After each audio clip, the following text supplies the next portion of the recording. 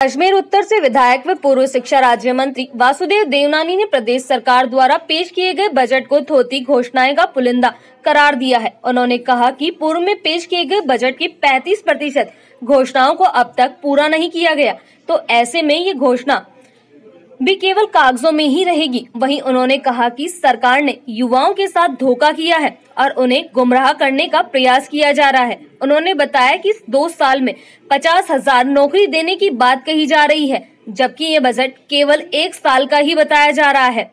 उन्होंने कहा कि पिछले बजट के दौरान भी 1,28,000 पदों पर नियोक्ता देने की बात कही थी, लेकिन केवल 51,000 विज्ञप्तियां ही जारी हुई हैं और उनमें से भी कई नौकरियां अभी अटकी हैं। वहीं बाकी पर सरकार ने अब तक कोई निर्णय नहीं लिया। उन्होंने कहा कि सरकार ने केवल 50 स्कूल खोलने की बात कही और अंग्रेजी माध्यम के स्कूल खोले जाएंगी, लेकिन वे सरकारी स्कूलों में ही मर्ज होंगी। उन्होंने इस बजट को लेकर बताया कि सभी महंगाई की मार से परेशान है। ऐसे में पेट्रोल डीजल की रेट को कम करने का राहत दी जानी चाहिए थी और बिजली की दरों में भी कमी की जानी चाहिए थी।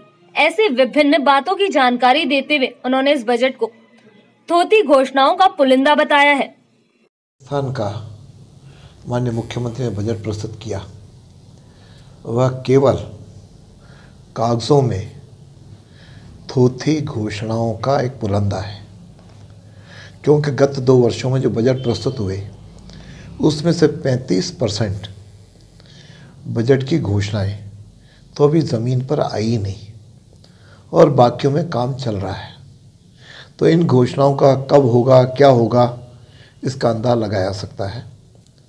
साथ में इसमें युवाओं के साथ बहुत बड़ा धोखा किया गया है। रोज़गार की दृष्टि से 50,000 नौकरियां वो भी आगामी 2 वर्षों में दी जाएगी, यानी बजट तो इस साल का और आगामी बजट की भी आपने घोषणा कर दी।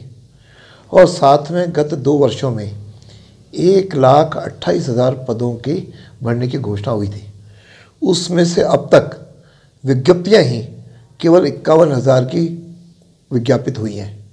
बाकी तो कहीं कोई पता ही नहीं कि कहाँ हैं नौकरियां। तो जब 51,000 की अभी कब उनकी नियुक्तियां होंगी, उन 1,28,000 में से एक की भी नियुक्ति गत 2 वर्षों में नहीं हुई है। तो इन अगले 2 वर्षों में 50,000 का क्या होगा, जबकि इससे अधिक लोग तो रिटायर भी हो रहे हैं। तो एक तरह से युवाओं के भी आंखों में ये धूल झोंकी गई है, उनको एक तरह से झूठा आश्वासन दिया गया है, उनके साथ बहुत बड़ा ये धोखा किया गया है। साथ में शिक्षा के क्षेत्र में पूरे राजस्थान के अंदर केवल 50 नए स्कूल खोले जाएंगे और 100 केवल स्कूल क्रमोन्वित होंगे। तो पूरे राजस्थान में 50, तो एक ज़िले के अंदर केवल 2 स्कूल आप करोगे।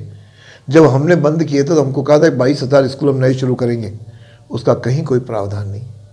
साथ में इन्होंने 1200 अंग्रेजी माध्यम के स्कूल शुरू करने की बात ज़रूर कही है।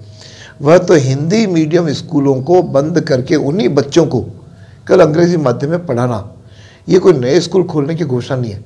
नए स्कूल खोलते तो ज़रा हमारे विवेकानंद मॉडल स्कूल की तरह नए स्कूल खोलते तो लगता है कि आपने कोई नए अंग्रेजी माध्यम के स्कूल खोले हैं। और साथ में नई शिक्षा नीति के अंतर्गत सभी आंगनवाड़ियों और बाकी स्कूलों के अंदर अब प्री प्राइमरी स्कूल खोलते। आपने केवल pre primary Vivekananda model school में कह करके एक झुंझुना बता दिया है। और बाकी भी मेडिकल से जुड़ी हुई कई घोषणाएं केवल आगामी वर्षों में खोले जाएंगे, जैसे यहाँ के मेडिकल कॉलेज को स्थानांतरित करना, ये हमारी पुरानी योजना है। उसके लिए भी अभी ज़मीन कायड़ में देखेंगे, फिर उसका निर्माण शुरू होगा।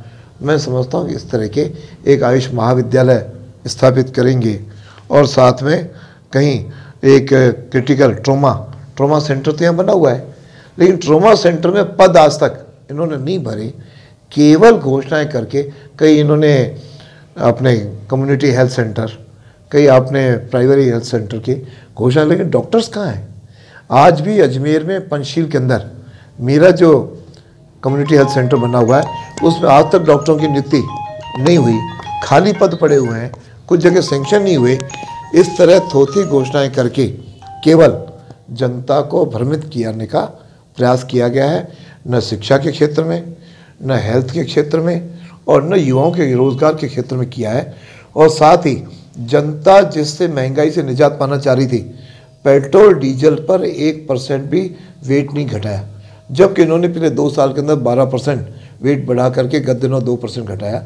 ये हमें आशा थी कि बाकी प्रांतों के पंजाब, हरियाणा, गुजरात, मध्य प्रदेश, उत्तर प्रदेश की तर्ज पर वहाँ के समान बराबर वेट ला करके, ताकि अजमेर की जनता को बराबर राजस्थान की जनता को पूरा सस्ता पेट्रोल डीजल मिल पाता। इवन बिजली के प्रति यूनिट जो राजस्थान में 13.5 रुपये प्रति यूनिट पड़ रहा है, न कहीं स्थायी शुल्क में कमी, न कहीं कोरोना टैक्स में कमी और न कहीं सेस में कमी, इस तरह मिला करके महंगी बिजली जो जनता को दी जा रही है, मैं समझ आम जनता को भी किसी तरह की कोई राहत नहीं गई है। केवल अपने आकाओं को खुश करने के लिए इन्होंने राजीव गांधी वॉलंटियर्स नियुक्त करने और राजीव गांधी मित्र नियुक्त करने की बात की गई है। बेरोजगारी भत्ते भी केवल 1,60,000 को मिल रहा है, जबकि 39 लाख से अधिक बेरोजगार हैं। इस तरह मुझे लगता है कि सारे फ्रंट पर यह बजट केवल जनता को भ्रमित करना, उनकी आंखों में चकमा देने के बराबर है। मुख्यमंत्री ने जनता को किसी प्रकार की कोई राहत नहीं दी।